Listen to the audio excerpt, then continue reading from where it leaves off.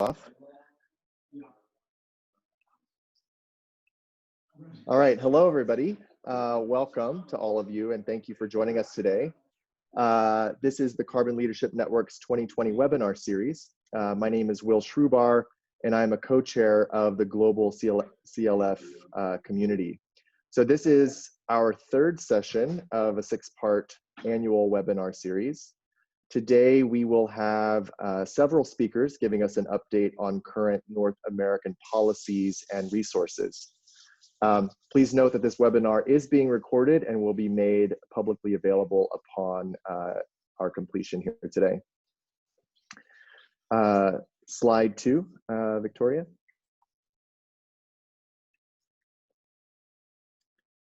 So many of you joining today have been members of the Embodied Carbon Network, which was convened by the Carbon Leadership Forum back in January 2017. We're excited to share that this network has launched with a new identity as the Carbon Leadership Forum Network. So in essence, the ECN has now become synonymous with the CLF network. Broadly speaking, the Carbon Leadership Forum at the University of Washington connects its members like you and like me from architects, engineers, contractors, material suppliers, building owners, policymakers, and associations through an online community platform, active focus groups, our burgeoning regional hubs, and an NGO roundtable. So together, we all contribute to and access research projects and resource library, connect at vibrant interactive events and webinars, and actively engage in member-led initiatives. Next slide, Victoria. Thank you. So the network has since evolved into a vibrant and engaged global community. To date, we are over 2,000 professionals from across the building sector, academia, nonprofit organizations, and government groups, representing 200 cities from 33 countries across the world. So this collective action model is really dedicated to accelerating the transformation of the building sector to radically decarbonize buildings and building materials through collective action. The network comprises 10 subject-specific focus groups, which members can join for additional engagement around a topic related to embodied carbon. These focus groups are responsible for curating this webinar series. So you'll hear today from our policy folks. We're particularly excited about this growing global movement of volunteers engaging in a range of platforms, including the new online community forum, the focus groups, and an area I'm personally passionate about is our growing in-person regional hubs. So starting from the trailblazers in Vancouver to New York, Boston, Austin, and San Francisco, we now have 12 hubs officially launched, with more than 10 in the process of formation, including international partners in Europe and Australia and Asia. So please consider connecting through our online forum to join focus groups, regional hubs, or even consider starting a regional hub and engage in dynamic dialogue. Next slide. So the Carbon Leadership Network is funded and managed by the Carbon Leadership Forum at the University of Washington.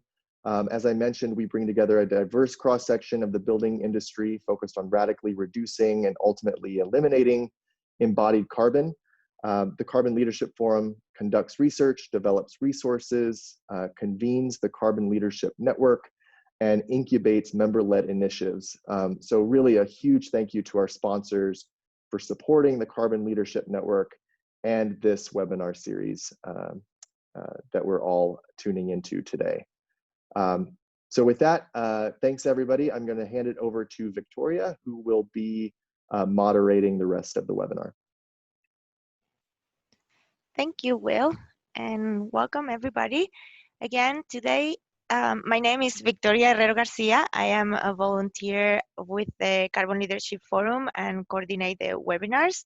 I work for a company called Ambient Energy based in Denver, Colorado, and I do whole building life cycle assessment.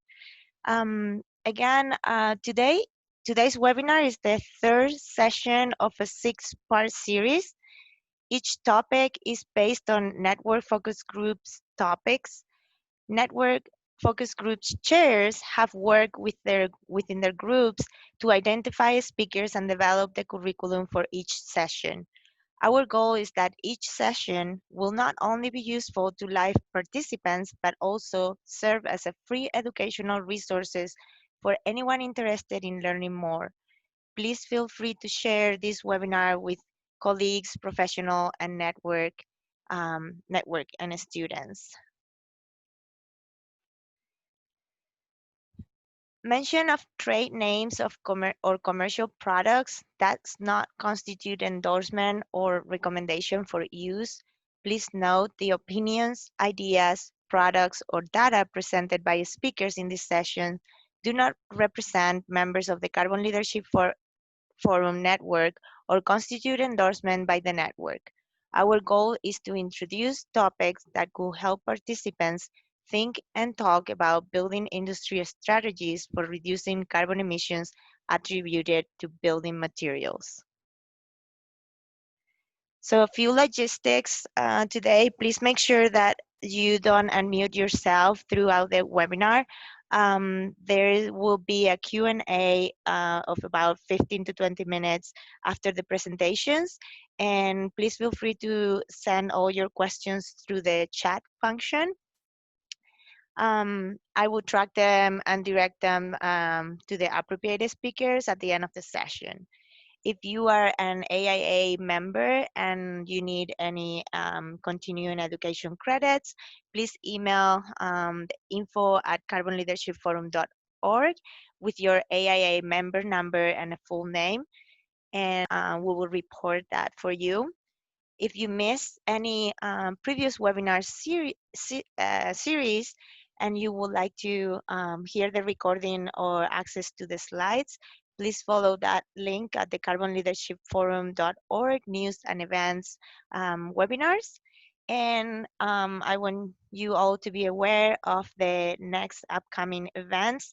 So it will be the Carbon Leadership Forum quarterly call in July 17th, and the webinar number 4 about structures, it will be in August 21st. And again, you can go to that link and register for this webinar ahead of time. So with that, I would like to introduce you to Ryan Ciso. He's the co-chair of the Policy Focus Groups and founder and chief operating officer at Mantol. Ryan, you there? Hi, Victoria. Thanks for that. So welcome everyone to the call. I'm just going to keep this short and sweet because we've got some really great speakers today. And I would invite all the speakers to turn on your cameras if you're comfortable as we go. It's always nice to see the folks that we're learning from. And I also wanted to take the opportunity to welcome Jordan Palmieri as our co-chair for the group. He's been helping me out kind of informally over the past couple of years, so we thought we'd make it formal and we'd announce him as the co-chair now. So you can reach out to Jordan anytime if you want to chat embodied carbon policy. And I've got his bio just to, so everyone can learn a little bit more about him. So Jordan is a senior policy analyst at the Materials Management Program at the Oregon Department of Environmental Quality. He coordinates projects around the built environment, life cycle assessment, and purchasing. Jordan has been involved with this CLF, this network, for many years, and his agency has helped fund and provide technical support on the CLF benchmarking and mechanical, electrical, plumbing, and tenant improvement projects. Some of his current projects related to embodied carbon include being a project consultant to state building projects, a co-leader of the recently formed Portland hub of the CLF community, and helping local governments develop low carbon concrete policy. Jordan has played a particularly active role in the concrete community by participating in the PCR committee and leading a program to help Oregon concrete producers develop EPDs. Jordan holds a master's, an MS in environmental sciences from Tulane University. So thanks again, Jordan, for being the co-host or the co-chair. And we're going to move right along to introduce the speakers. So as I said, we're really excited about the great group we've got speaking today. Victoria has some bios she'll introduce each of them individually as, but I'll just briefly welcome them again. So we have Natasha from Architecture 2030. We've got Patrick Enright from the City of Vancouver. And the next slide, we've got JB Tenko from Blue Green Alliance. And we've got Michael O'Connor from the House of Representatives from Congressman Paul Tonko's office. So a really great group of speakers lined up. And I will hand it back over to Victoria. Thanks everyone for coming.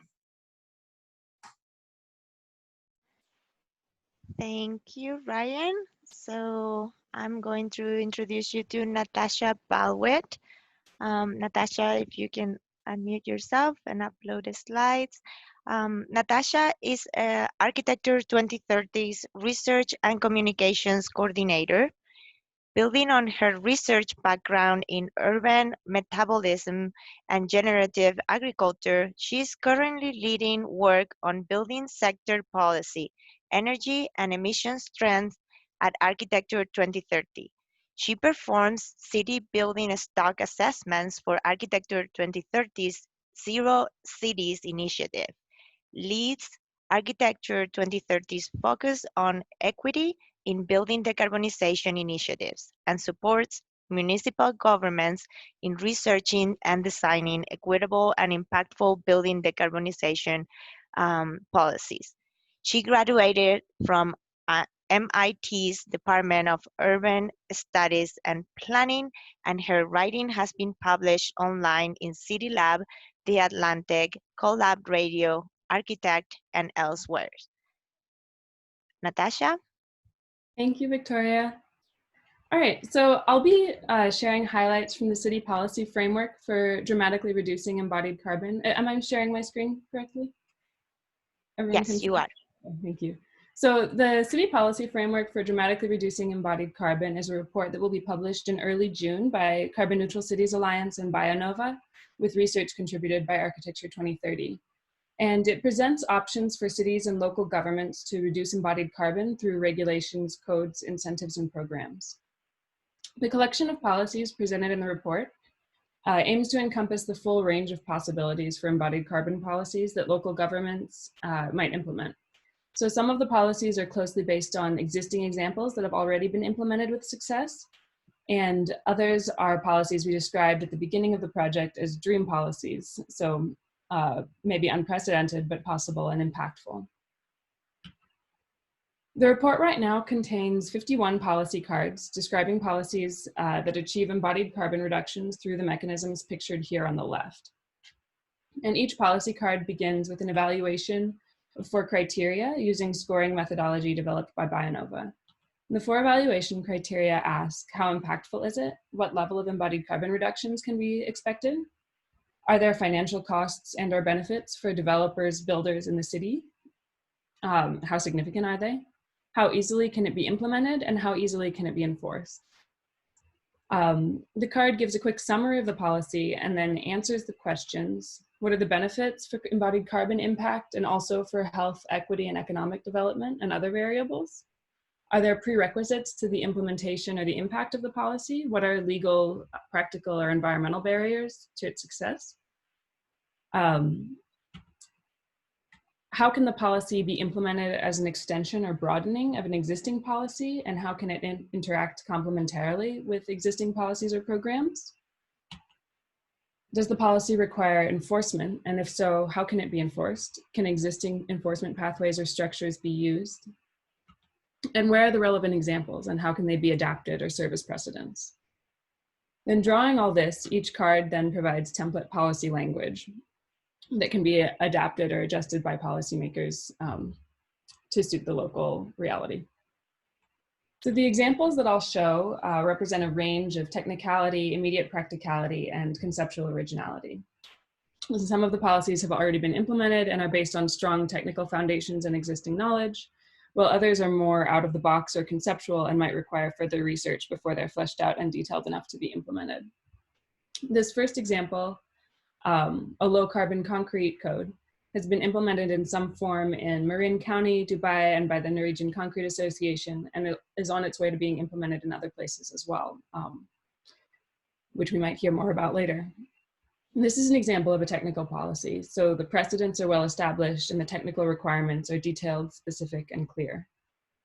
There are examples like the Marin County Low Carbon Concrete Code spotlighted in the report with useful code language that can be adapted.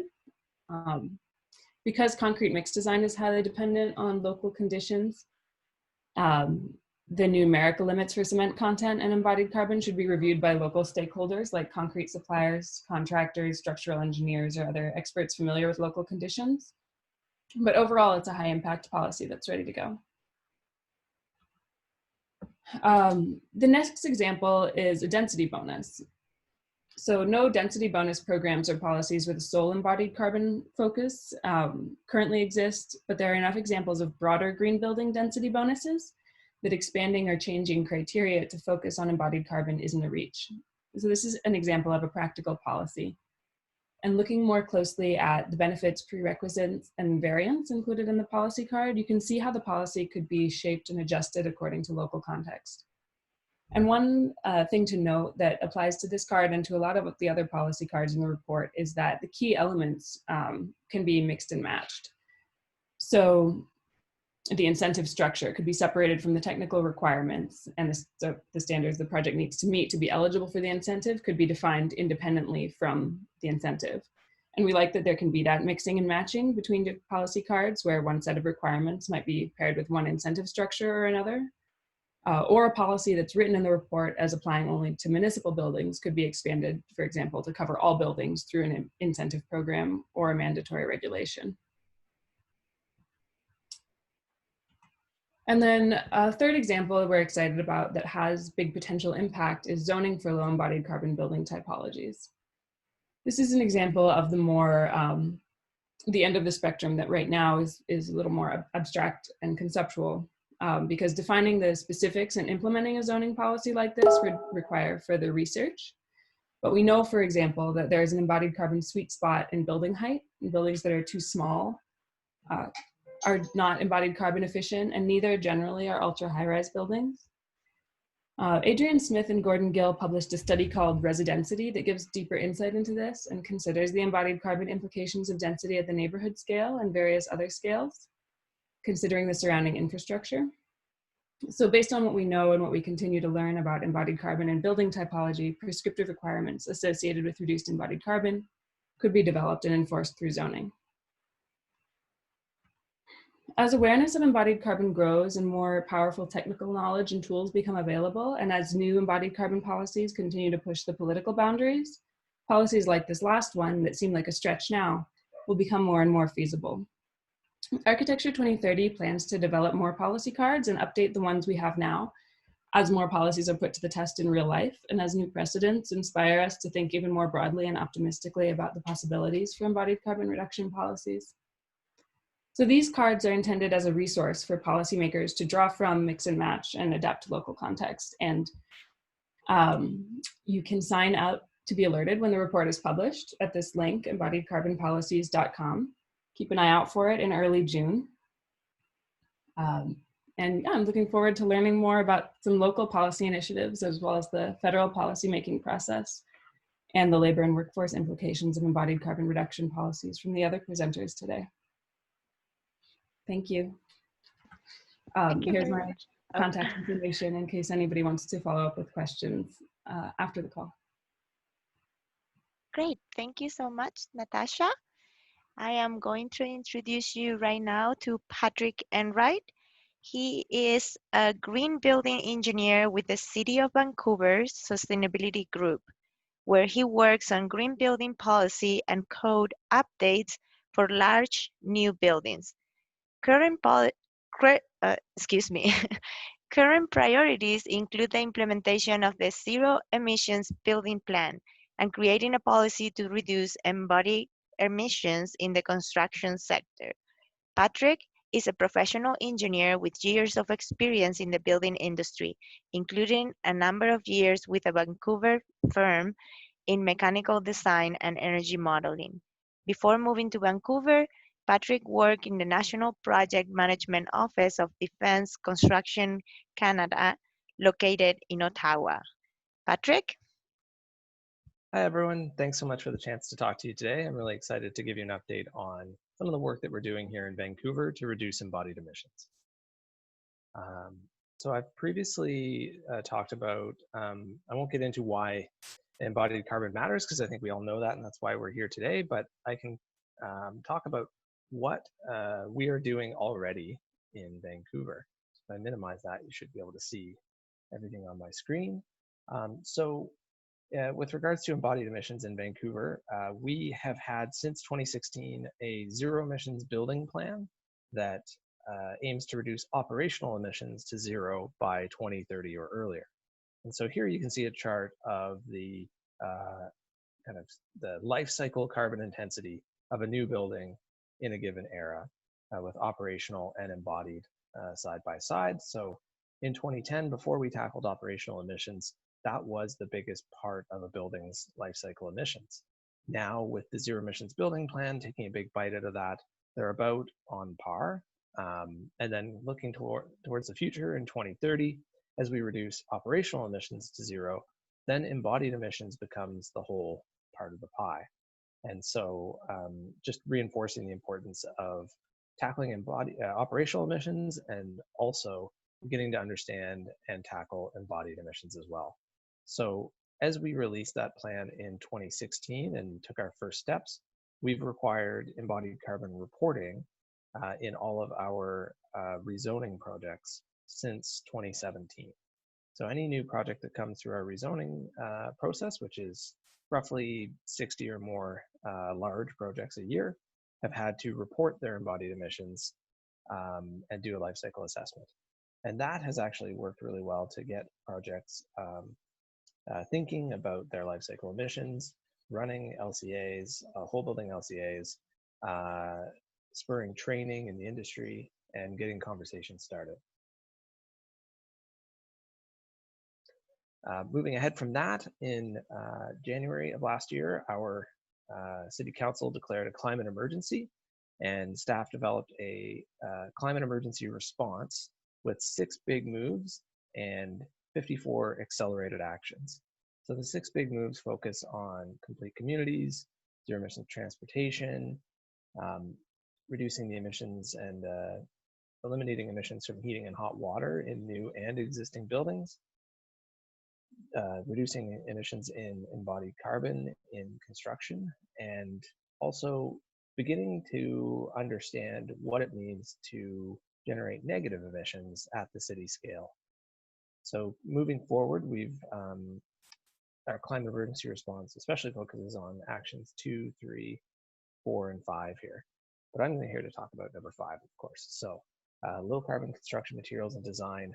As part of that climate emergency response last April, our council set a target for all new buildings to reduce their embodied emissions by 40% or more compared to our 2018 baseline. So we have a big target. We have a mandate directly from our city council, and that's what we're working towards now. So current work includes enabling taller mass timber in our building code. We're fortunate in Vancouver to have our own, because we're a charter city, we have our own building code, and we can make changes in advance of provincial or federal changes. In this case, our province has been a leader in adopting upcoming national codes that enable taller mass timber, and we're following quickly on their heels with a report that we're taking to council next week, actually, here in Vancouver, that will enable 12-story mass timber residential and commercial buildings, encapsulated mass timber. So I think there's similar code initiatives underway in the US, and really excited to see potential for taller wood buildings and the embodied carbon benefits that can come with that. We're also currently working with consultants to study the costs and barriers to embodied carbon reduction. So in addition to working on with Carbon Neutral Cities Alliance and following along with that report that Natasha mentioned, looking at kind of the suite of policies that a city can pursue, we're studying in depth what are the design measures that designers building new buildings today, what can they do to reduce their embodied emissions? What options are available to them today? how much do those cost in our local context, and what are the barriers to adoption and changes that need to take place to construction practices in order to make those changes and reductions real. We're also in the middle of consultations with key stakeholders and with the general public engaging on our climate emergency response. So we're in the public engagement phase of that right now, kind of talking about what are the kind of general themes and getting feedback on what are the key things that we need to focus on and hear from the public on as we refine the actions in our climate emergency response. And all of that feeds into our draft embodied carbon strategy, which I'm going to talk about in a second, and we'll go through, give you a sneak peek of in depth. So the first action of that will be to set a reduction target in our rezoning policy that would be in effect in 2021. So new rezonings coming into the city, applications would have to reduce their embodied emissions as of 2021, and we're still figuring out what that target should be and how far we can go and how much that costs. So I'm just going to give you a sneak peek and go through some of the detailed actions of our draft embodied carbon strategy. So this is a first kind of reveal here. So we've identified 4 key actions as part of that strategy. Action number 1 is low carbon building requirements. And actually many of these map onto the report that Natasha mentioned and some of the strategies that are identified there. So in terms of low carbon building requirements, we want to establish a standardized 2018 baseline for comparison against performance targets and monitoring and reporting. We want to require rezoning reduction targets and prescriptive low carbon code requirements. We want to require building bylaw reduction targets and or prescriptive low carbon code requirements, and also require city-led construction and procurement standards to have deep reduction targets as well. So I think we can generate, actually draw on some of the key strategies and policies that report that Natasha mentioned from the CNCA and Architecture 2030. I think that'll be really helpful in fleshing out the details of that. In our second action, we want to remove barriers and provide catalysts. So remove barriers in our planning and building bylaws, such as allowing dollar mass timber, but also making it simpler to build low carbon buildings and wood buildings. So generally wood buildings like to be kind of a nice rectangular shape. And the closer you can get to that in zoning and planning bylaws and guidelines, the easier it will be. And also look at things like density bonusing and increased floor area. Supporting low carbon networks is of course critical. We're very lucky to have a local chapter of the Carbon Leadership Forum in Vancouver. And we have a wonderful network and some really great local leadership in that regard. So we want to support those networks and also support databases, tools, practice guides, training, anything we can do to help everyone have great uptake of low carbon designs and really see this strategy succeed. And finally, low carbon planning and strategies. So these are some of the strategic tie-ins to other initiatives like zero waste, encouraging off-site construction and zero emissions construction sites, reducing emissions and noise in our communities. And finally, things like planning for seismic resilience. So are there tie-ins with more seismically resilient buildings? As we know, there are in some cases with mass timber and other material improvements, supporting deconstruction, design for reuse, using non-toxic materials, and lots of other strategic benefits that can come together with embodied carbon reduction. So with that, thank you. Actually, I just wanted to emphasize too what you can do. So engaging with low carbon networks like this and others in your community is really helpful. Looking hard at your own projects, whether that's municipal or public projects that you might be working on or involved in, seeing what you can do right away, whether that's copying from a low carbon concrete code and procurement standards, or just beginning the process of understanding what your embodied carbon footprint is. Advocating with clients, governments, and peers, just talking to everyone, letting them know what's possible, letting them know what you need, and really kind of spreading this far and wide. And finally, sharing your data and your lessons learned, even if that's mistakes. So again, just sharing everything you can with your networks and really helping us all learn what we can do and where the potentials lie to reduce embodied emissions. So that's a sneak peek of where we're at and what we're doing in Vancouver. You can see our updates at vancouver.ca/climate-emergency and reach me at green.buildings@vancouver.ca. Thank you very much, everyone. I look forward to questions. Thank you very much, Patrick. And now we're gonna introduce Jose J.B. Tenko. He is the Western States Director for the Blue-Green Alliance. The Blue-Green Alliance unites America's largest labor unions and its most influential environmental organizations to solve today's environmental challenges in ways that create and maintain quality jobs and build a stronger, fairer economy. Previously, he has held senior positions in the labor, clean energy, and political arena. He has worked with a number of clean tech companies, as well as worked with the California Democratic Party and the California Labor Federation, AFL-CIO. He has a master's in public policy from Columbia University and a bachelor's from UC Berkeley. JB, take it Great. along. Great. Thank you all. Excited to be here to talk about Buy Clean.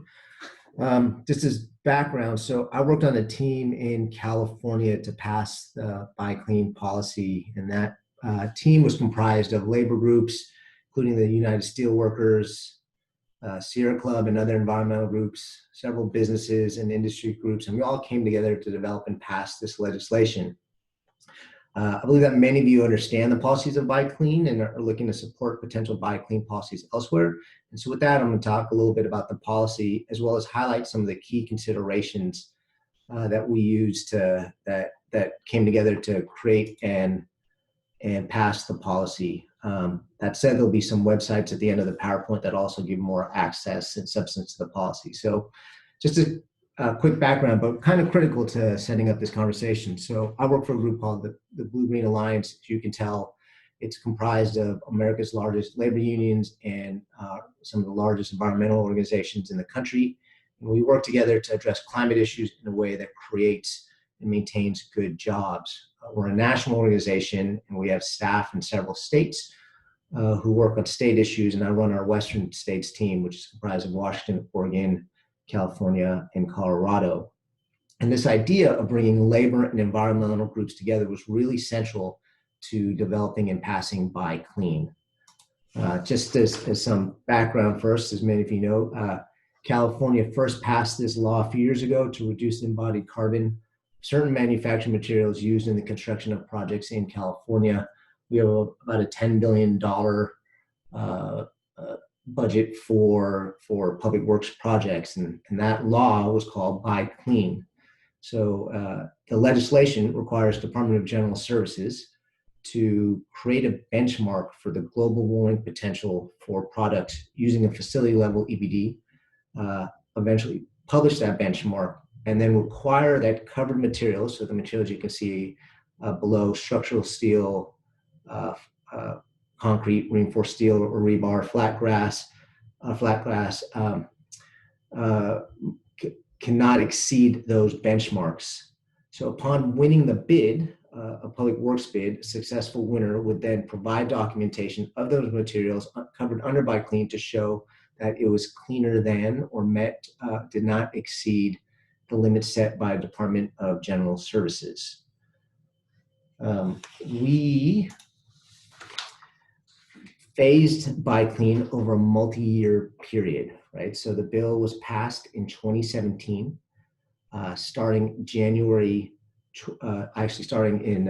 the 2018, DGS began proceeding to establish the program, which continues today. Starting 2019, they're asking winning bidders to voluntarily provide EPDs for covered materials. So last year, they were hoping that as bids won, or that as projects were being put forward, that the winning bidders would provide EPDs voluntarily for those covered materials. Starting this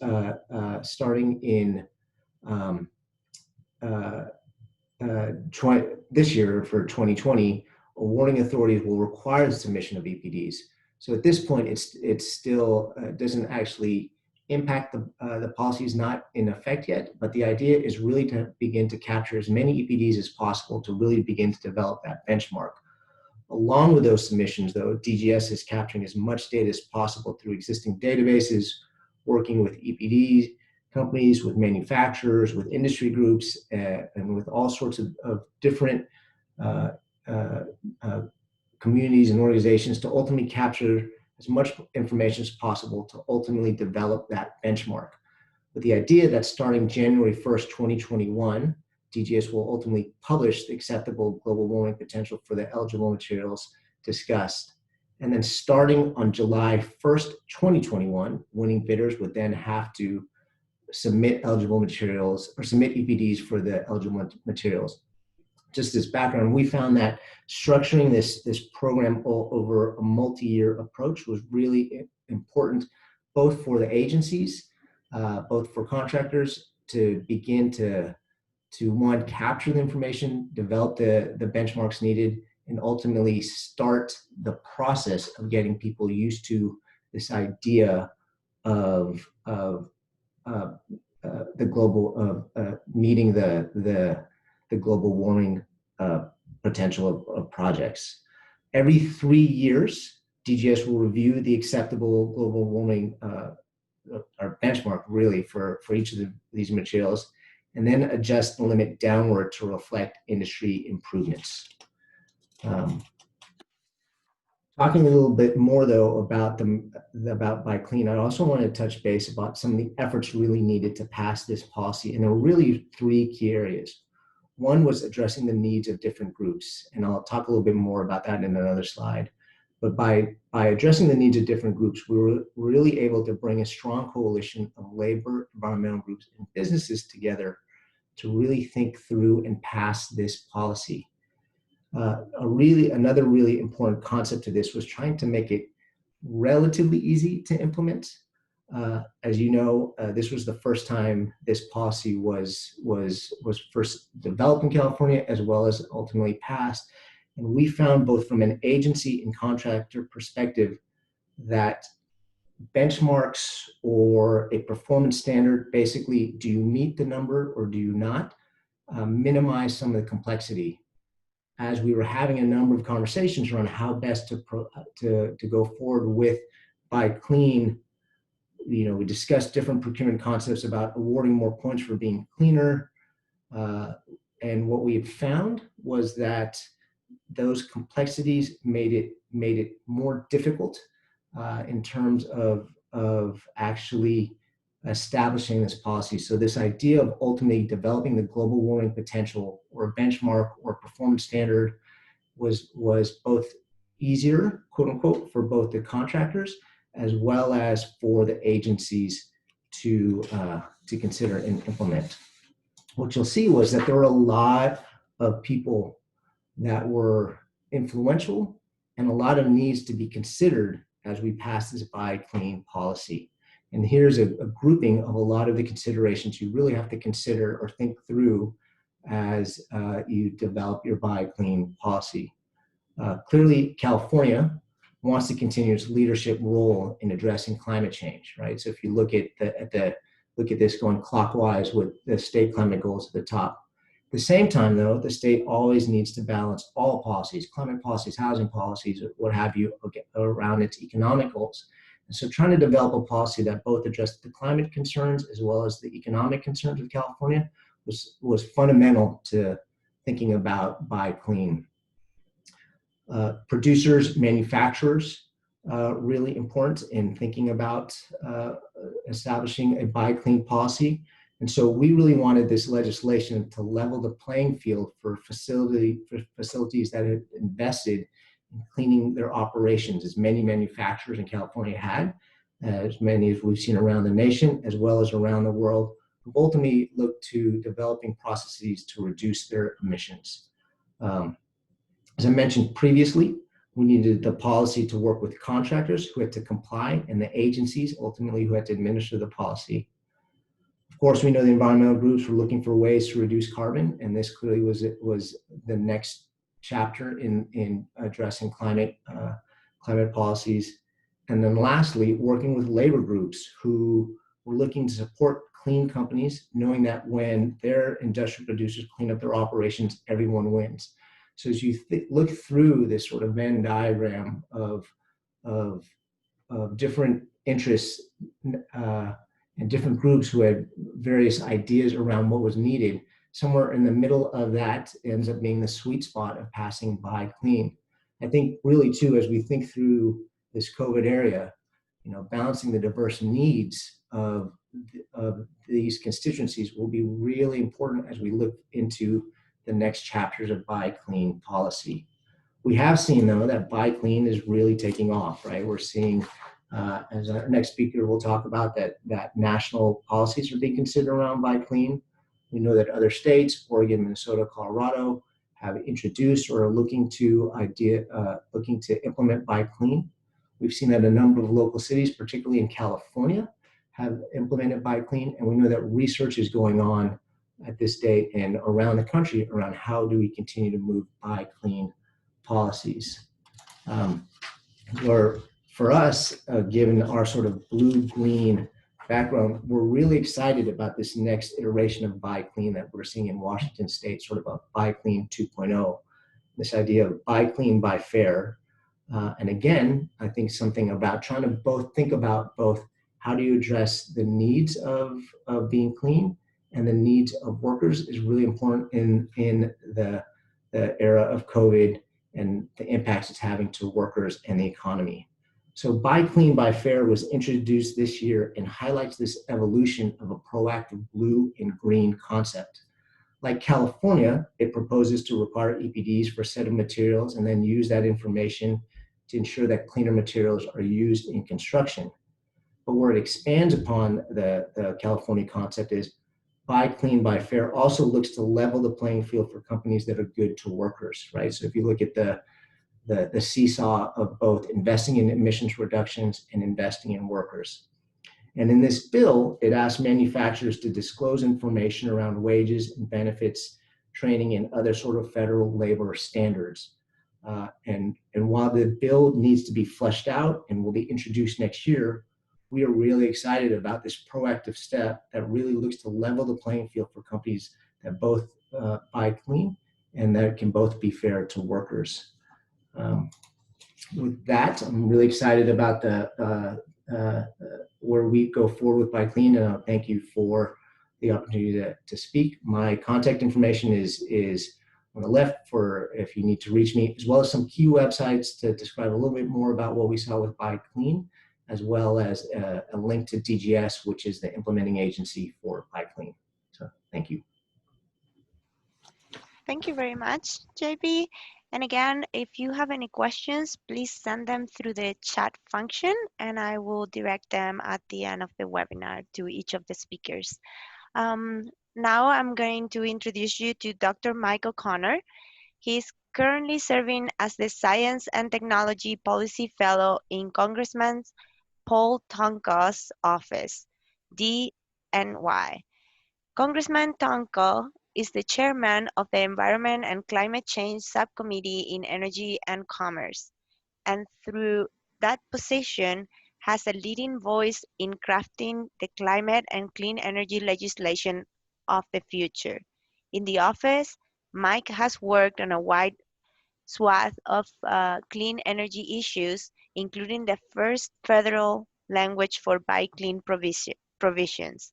Mike is an environmental scientist by training, having earned his PhD in geological science from the University of Texas at Austin in 2019. Mike? Thank you, Victoria, and thank you everybody for the really, I guess, comprehensive and I think multi-scale overview of this of embodied carbon. I really enjoy looking at how this applies really at the local, regional, state, and now federal scales. I'd like to talk to you a little bit about what we're trying to do on Capitol Hill to take this really new and novel idea and bring it to light. First, can everybody see me? Because I'm realizing I don't have a Yes. little emblem in the bottom. Okay, cool. So if you go to the next slide, Buy Clean, as you guys know, is an idea that's gaining steam, but at the federal level, it's still relatively unknown. And there's a number of reasons of that, but we were able to start to dive into Buy Clean as a policy for the first time this year and last year, because we actually had the fortune of good timing in the House of Representatives. The midterm elections in the House gave the Democrats the majority for the first time in about a decade, and the majority, in the majority, they made it clear that they wanted to take bold, decisive climate action for the first time in a while. And a lot of people came out, and a lot of people ran on this idea and won on this idea, but they won on principles and they won on broad visions, but they didn't necessarily, we didn't have so much structure to the entirety of what deep decarbonization means. And by that, I mean, there's a broad interest in understanding in lowering carbon emissions. We're not necessarily sure, though, however, how, because the legislative text had really not been fleshed out, especially in the industrial sector. So since that midterm election, starting in the early months of 2019, there have been a number of committees or attempts to build that legislative text, and I'll talk briefly through these. This is unique to the House of Representatives rather than the Senate.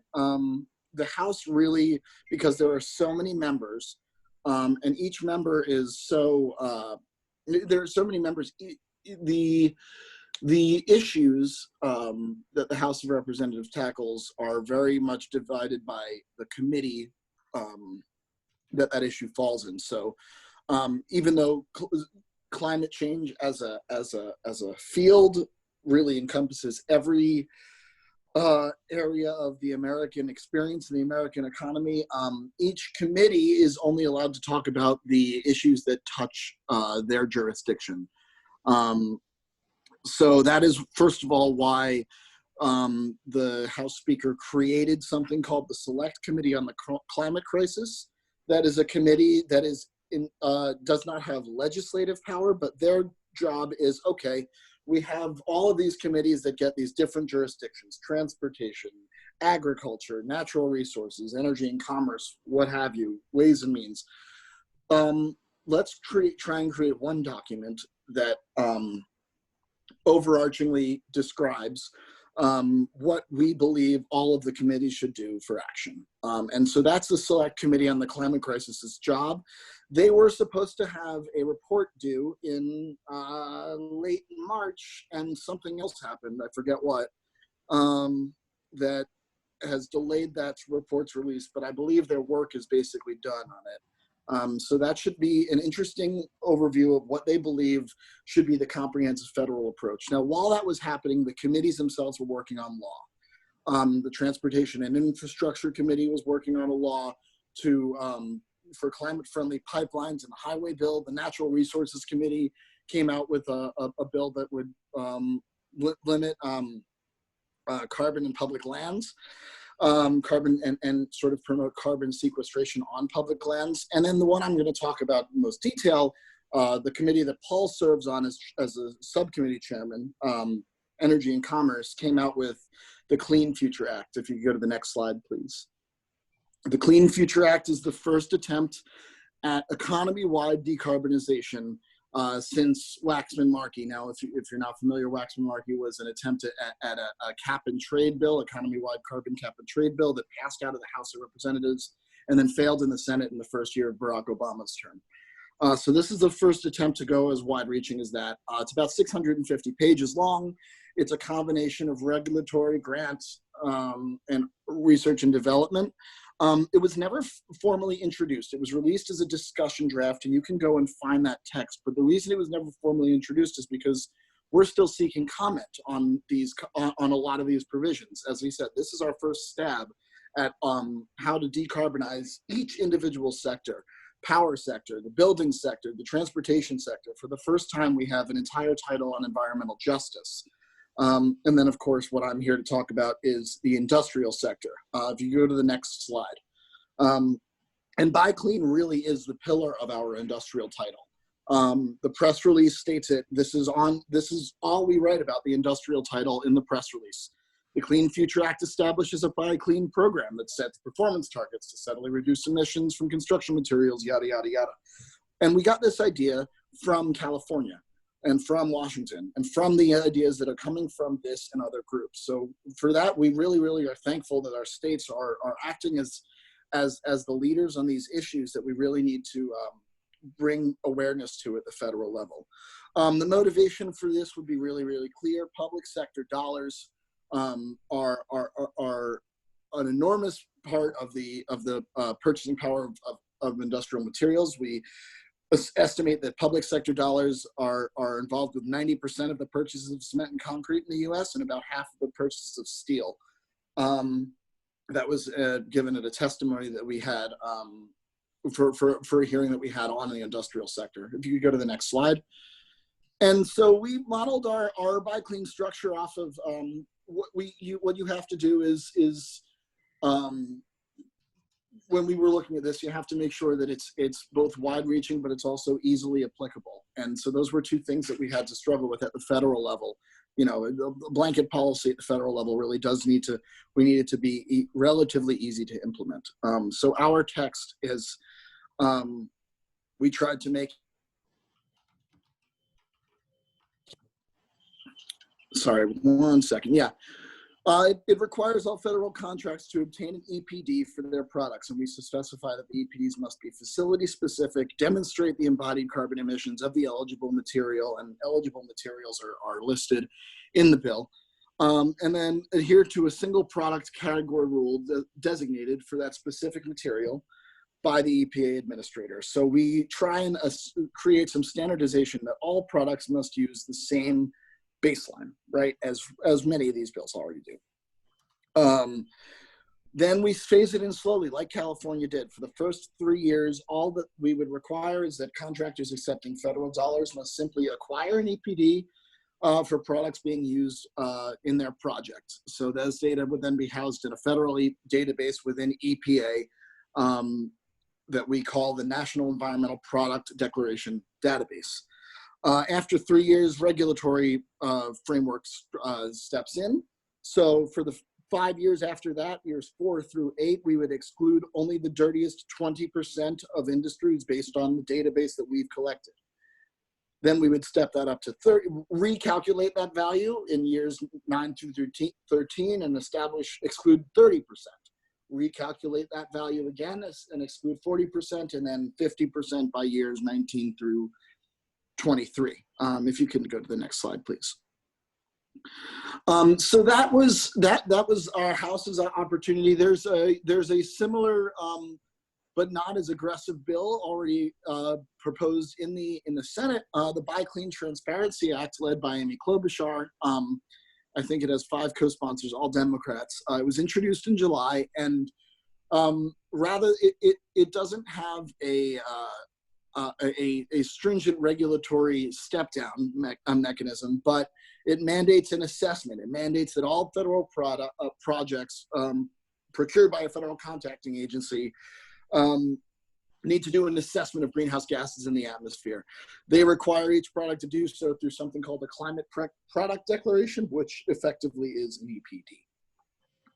If you can move to the next slide. As was mentioned before, this is a very wide-reaching problem and requires an unbelievably wide array of stakeholders. Now, we've reached out to many of these, but there are still many more to be involved in the process. You know, we need to talk to the industrial material suppliers, state governments who have already enacted this policy, academia such as your network, labor groups, as Blue Green Alliance has alluded to and explicitly said, labor is crucial for getting this sort of policy actually passed, showing that this would create and not destroy jobs, especially in times like this. Federal procurement officials and EPA, we're always looking to try and make sure that the net is wide here, because when the moment strikes for this politically to be viable, you want to make sure that everybody agrees with the product. Next slide, please. So what has COVID done to this? Well, there's two things that we're looking at right now. You know, we have to hurry up and wait. And by that, I mean, we need to make sure that we have a product ready to go that would be acceptable when the atmosphere turns to something that might include industrial decarbonization. And then also, let's see what happens in November elections-wise. A lot is at stake, and clearly, if there was a change of administration and a change of leadership in the Senate, a lot more would be possible than is possible right now. COVID is still very much an emergency. It's not necessarily the time that we see on the Hill to be talking about recovery packages. However, that's not to say that won't occur. And when recovery does begin, it's likely, and we hear this from both sides, that it's likely to be infrastructure heavy. So there's good opportunity here for federal government procurement provisions to be included. So if you could go to the next slide here, what we are doing to try and prepare for that, even though a Buy Clean bill might not be politically feasible in this particular climate, a Buy Clean Light bill might be. And our idea for a Buy Clean Light bill would simply be that we're just going to put in the infrastructure necessary to build that database, to collect EPDs, to collect, you know, start to standardize what the product category rules would be for each product, and make it voluntary so that it would just get the ball rolling for a longer time. Other ideas we're considering on the vein of reshoring in America, we are looking at a very high unemployment rate, and bringing jobs back home is always something that's a very popular bipartisan talking point. If there are opportunities to tie this in with that, those would be much more politically feasible right now. And with that, I think next slide. We want to, the last point, and really this is a critical one for this group in particular. You guys, I come out of academia. I understand what it's like to be immersed in a field, you know, your entire life, and then basically very few other people know what it is.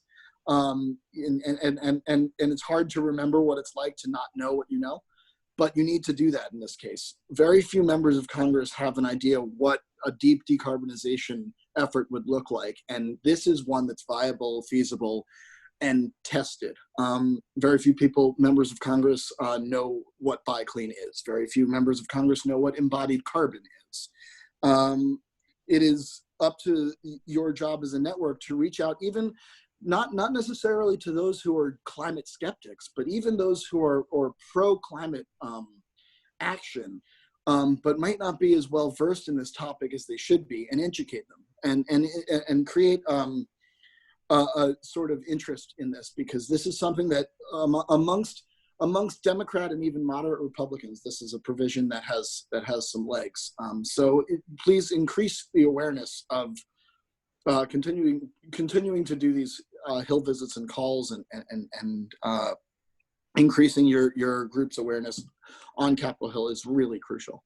With that, I'd like to thank you guys very much for inviting me, and looking forward to the questions. Thanks. Great. Thank you very much, Michael. And now we're going to go into questions. So if you haven't sent your questions through the chat function, please do so. And I will encourage right now to all the speakers to turn their cameras on and unmute yourselves to make sure that you can answer questions. So we have already a few questions coming in. One and most important is some of the attendees were requesting the presenters' contact information.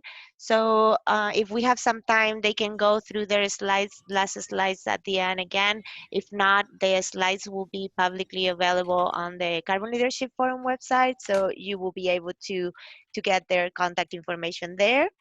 And Natasha, if you could share the link again for the policy cards, maybe you can bring up that slide again with the where to find that information. And while we wait for that, Patrick, does the city, is kind of like a pile of questions in one. So does the city of Vancouver have any plans to limit the absolute area of new buildings? Does it have any annual carbon budget? Has it considered circular economy in buildings and repurposing buildings and things like that? Like, kind of like, does it have a carbon budget, let's say? So I don't think we have any plans to limit the new construction. We are a growing city and a growing at the center of a growing area. I think the challenge is how to do that in a way that minimizes embodied carbon, and even find ways, ideally, to reverse that trend and to how can the built environment be part of the solution that actually reduces overall emissions and ideally even sequesters carbon. I think that's the challenge that we have to face. I understand there are potentially ways through the use of natural materials that are renewably sourced and reused with long lifetimes that we can actually create a built environment that systematically sequesters carbon out of the atmosphere. I think that's really exciting. We do have council direction to create I believe, a carbon budgeting kind of mechanism. I think it's still being worked out exactly how that might work, but the idea is basically that as different actions are being considered at the city level, we understand the kind of carbon implications of that and how that affects our goals in a kind of organized way. I don't know all the details of that, but carbon budgeting is something that we are, I believe, looking at in some way. And the last question, in terms of encouraging a circular economy, I think that's a part of that last measure that I mentioned. We have folks in our kind of solid waste and zero waste group that are working on the kind of the waste side of things and trying to reduce waste from construction and waste in general across the city. We have a deconstruction mandate for homes over a certain age, and I think we're looking at how we can spread that out to even more homes and even more buildings to have a more widespread deconstruction and salvage mandate. And I know the city is looking to establish a deconstruction hub so that we can help facilitate that circular economy for sure. I think that's a really important piece. And I think especially as we have a growing city, some buildings will come down, but if those materials can be repurposed, their value can be maintained. I think that's really exciting. Thanks. I'm going to just jump in to help Victoria with some of the questions. We've got some really interesting ones here about why certain high carbon materials were excluded from the Buy Clean policies. I think this is for both JB and Mike, or maybe more so for JB, because they mentioned what concrete and certain insulations like XPS and spray foam aren't in the California Buy Clean. So maybe could you speak to that a little bit, JB? And maybe Mike could also give his thoughts on how industry has been reacting to the policy so far. Yeah, I'd say that, when we first passed Buy Clean, the materials that we have selected and that ultimately made it through the Buy Clean sort of gauntlet really throughout the legislative process ended up meeting in that concentric circle of the Venn diagram. And we also realized that this was the first step in passing Buy Clean. So from our perspective, there's a bit of how do we get materials, get alignment on critical materials, and get alignment on where we think we could win these policies, get that moving forward. And then as any policy that you see in California and around the country, you can continue to add to it. And so what we found most critical at this stage was we found strong alignment on the materials implemented at this time. So let's work with those materials for now and then continue to improve upon the policy over time. Yeah, and I can add to, I can speak to that as well. Like you're going to need to get consensus on any of these. You know, it's each industry is going to be looking, like they have trade groups that are looking out for their own workers, for their own producers. One of the things that we heard in particular regarding cement and concrete is that there are actually a lot of smaller cement and concrete refineries out there that even getting an EPD is a difficulty. The $10,000 you would need to invest at the beginning to get that EPD for your product. So our bill does include small business assistance for getting EPDs on the government's dime. You know, a small grant program for that, and something to get them over the hump there. Another way you can, you have to look at is each individual product has its own sort of landscape of imports and exports, and so in some cases, incentivizing clean product is actually a benefit to the American manufacturers whose votes you need, and in some cases it's not. So you need to I think there's going to be more conversations in talking about what actually happens to some of these materials that are traded across the border. That is a conversation that at the federal level will need to be had. And what about, how does this interplay with World Trade Organization rules regarding fair competition? Is that something that you've been looking at, Mike, at the federal level? Honestly, we haven't considered it at this point. We're working on what we think the best domestic policy would be first, and then it's on the list. But first, we need to build consensus on the domestic front. Yeah, yeah. In the California context, we found because the policy is based on cleanliness, and that there are a number of manufacturers domestically, statewide, and internationally that can meet the cleanliness standard, that it works within an international context. Yeah. Currently, our bill does handle the international piece by just mandating that all products get the same environmental product declaration, whether they're in the United States or not, using the same PCR. But well, if that's feasible and viable or not is a question that we don't really have the answer to right now. Thank you. I wanted to jump in and ask, Patrick mentioned collaboration as a major driver for success on low carbon strategies in Vancouver. Do you have any example of successes stories that came from other cities or projects that have influenced current work?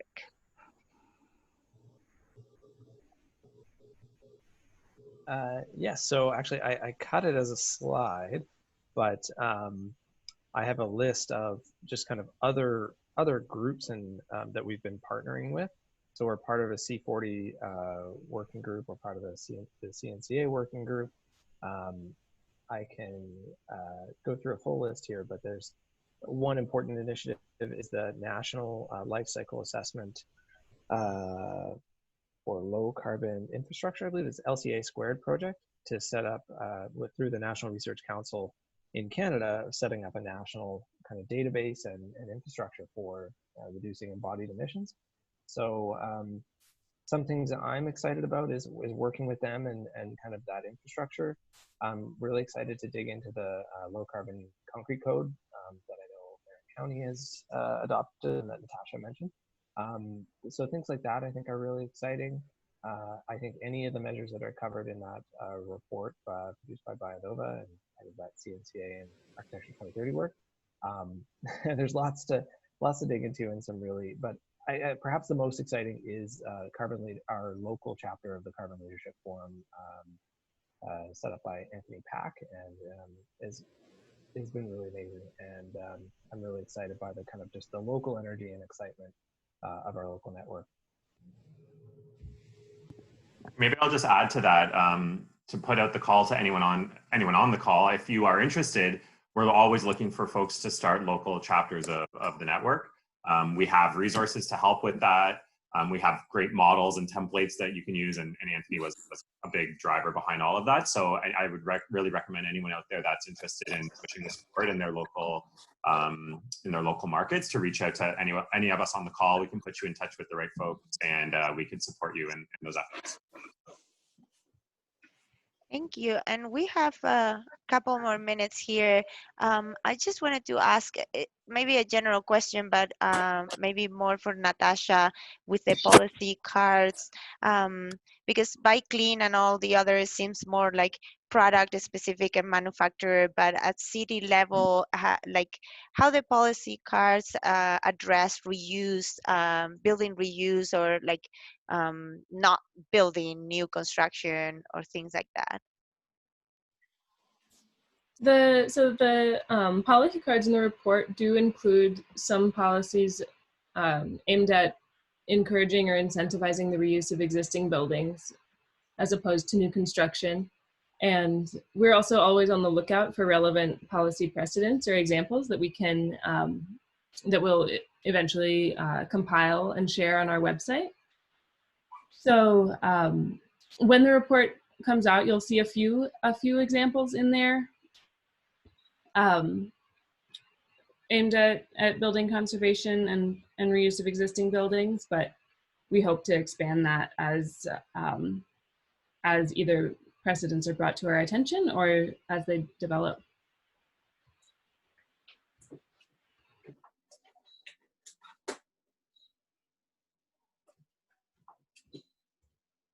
Sorry, I was muted. I think, Ryan, did you see any other questions that we might have missed? I think we can wrap it up. I think Yep. yeah. Okay, so yeah, thank you very much to all the speakers for dedicating their time to share all their knowledge with us.